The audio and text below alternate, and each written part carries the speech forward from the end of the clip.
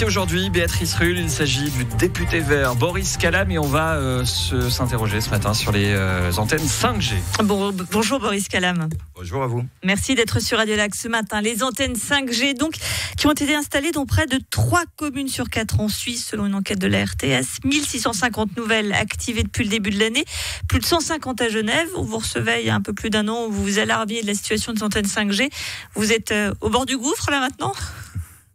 150, je pense que c'est bien plus. Ça me surprend un peu le chiffre.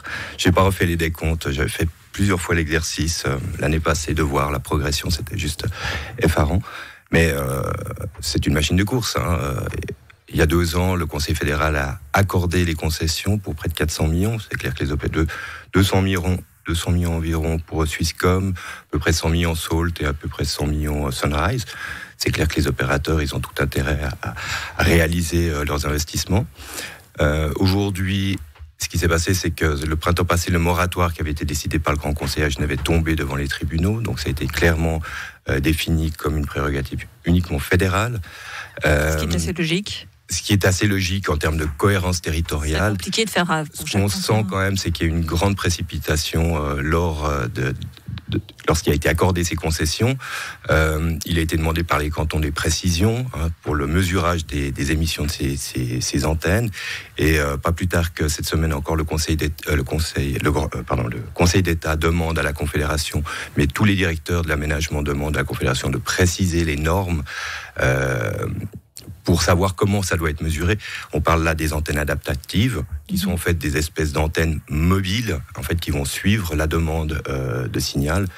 Et ça, on n'a pas la réponse, du coup ? Non, alors il y a une demande qui a été faite par les directeurs de l'aménagement, directeurs cantonaux de l'aménagement.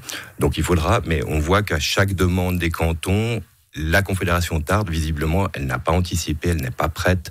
Et on continue de développer cette technologie avec beaucoup d'incertitudes aussi en termes de santé publique. Effectivement, vous l'avez expliqué, il y avait un moratoire à 3 reprises du Conseil d'État qui est donc tombé. Ça veut dire quoi ? Que légalement, Genève n'a pas les moyens de contrôler cette multiplication d'antennes 5G ? Non, alors toutes les nouvelles antennes ou les modifications importantes sont soumises à autorisation. Elles passent par le processus standard de demande d'autorisation. Donc c'est au niveau du rayonnement non ionisant, c'est contrôlé par le SABRA, donc sur dossier. Après, c'est le mesurage. Le cas échéant, s'il fallait faire des contrôles in situ, il faut savoir comment est-ce qu'on va mesurer réellement les émissions de ces antennes. Et ça, aujourd'hui, c'est complètement une incertitude complète en termes de mesure.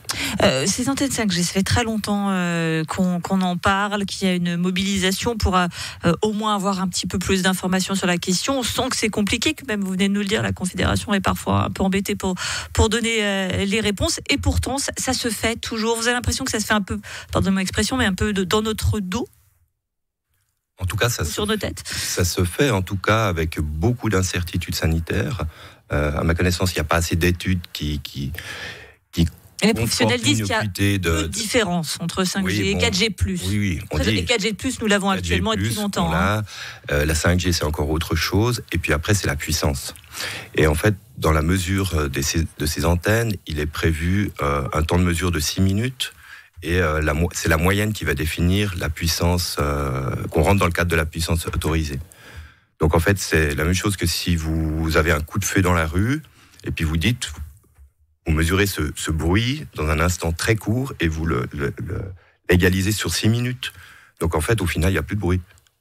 C'est la même problématique quand on fait les degrés, on mesure le bruit, c'est toujours des moyennes sonores, sur un temps donné, etc. Donc c'est exactement la même chose. Donc vous pouvez avoir... Ce que vous voulez dire, c'est qu'on peut avoir des pics beaucoup plus élevés. Très très fortes, effectivement, qui pourront être 10 fois ou 100 fois plus que la norme, mais une fois qu'on le mesure dans les 6 minutes, vous ne l'aurez pas. Ce qu'il faut comprendre aussi, c'est que les antennes adaptatives, elles rayonnent peut-être moins que les antennes standards, c'est-à-dire que ça sera peut-être plus l'esprit d'un tube, qui va focaliser sur la demande, mais en fait, ça sera jamais un tube, ça sera toujours un cône. Donc, le rayonnement ou la demande, elle sera quand même élargie. Il faudrait venir avec des petites pancartes pour expliquer, parce que là, ça devient non, mais bien sûr. Mais si on parle complexe. du tube, on peut imaginer...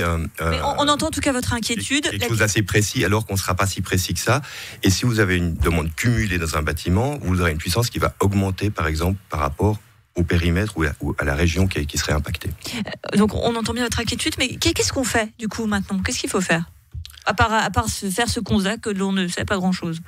Je pense qu'il n'y a pas malheureusement pas grand-chose à faire. Merci Boris Calam. Oui. Je repars, je vous remercie. Non, mais il n'y a pas grand-chose à faire, si ce n'est que je pense que les études épidémiologiques doivent continuer. On doit faire des mesures en situation. On a un peu l'impression qu'on considère qu'on va installer, puis on verra bien. Vous sont un peu désemparés là sur la question. Au niveau cantonal, complètement.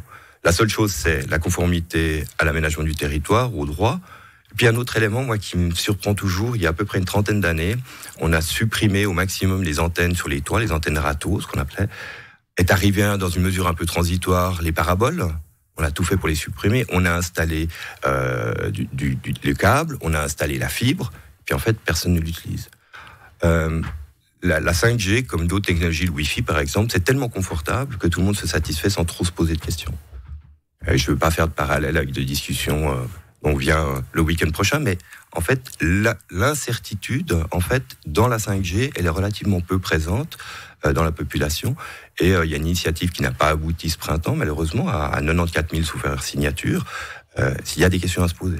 Et l'homme qui se pose des questions, c'est le député vert Boris Calam. Merci d'avoir été sur Radio Lac ce matin. Merci à vous.